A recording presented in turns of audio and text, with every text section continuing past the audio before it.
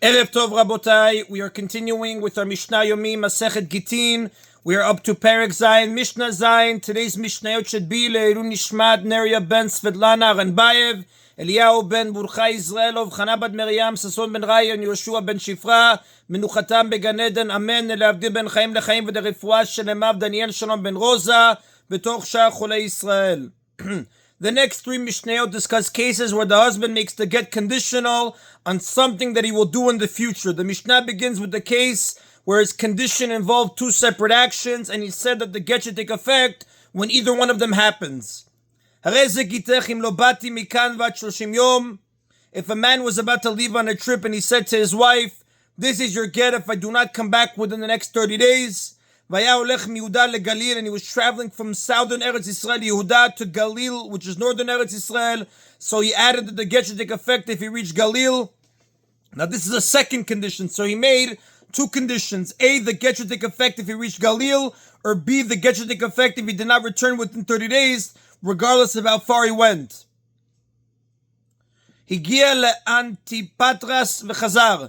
And he reached the city of Antipatras, which is situated in Yehuda near the border with Galil, and he then returned home within 30 days. But now his condition is unfulfilled, and the get does not take effect. Since he did not actually enter Galil, he did not fulfill his second condition, and since he returned home within 30 days, he also did not fulfill the first condition. Since neither condition was met, the get did not take effect.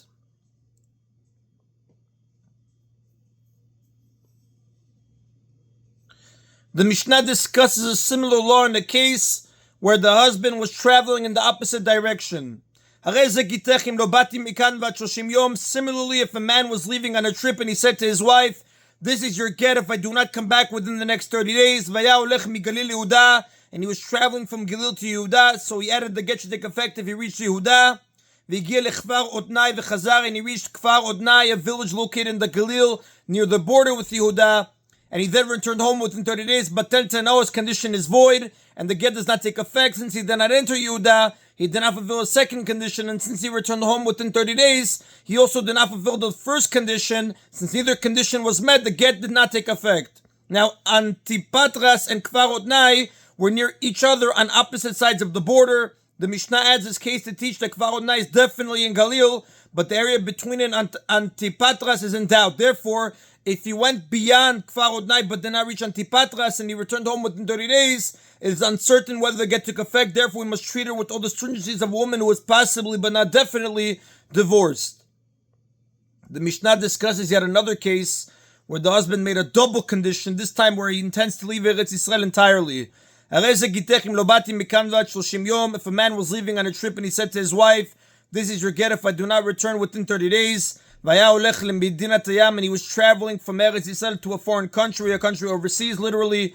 And he reached the city of Akko, which is located in Eretz Yisrael in its northern border, and he then returned within 30 days. But now his condition is void because he did not actually reach a different country, and he returned within 30 days.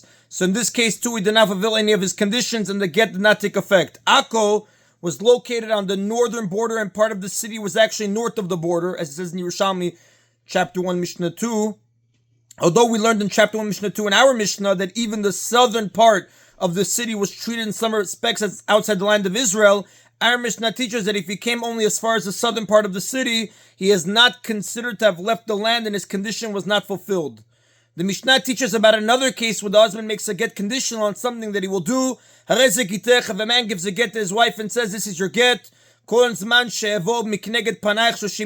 any time that I am out of your presence for 30 days. And he left and came back, and he then left and came back again, and he did so several times, each time within 30 days of the previous time, until he finally was away for an uninterrupted period of 30 days. The law is, since we did not see him being alone with her during the times he came back, the get is valid.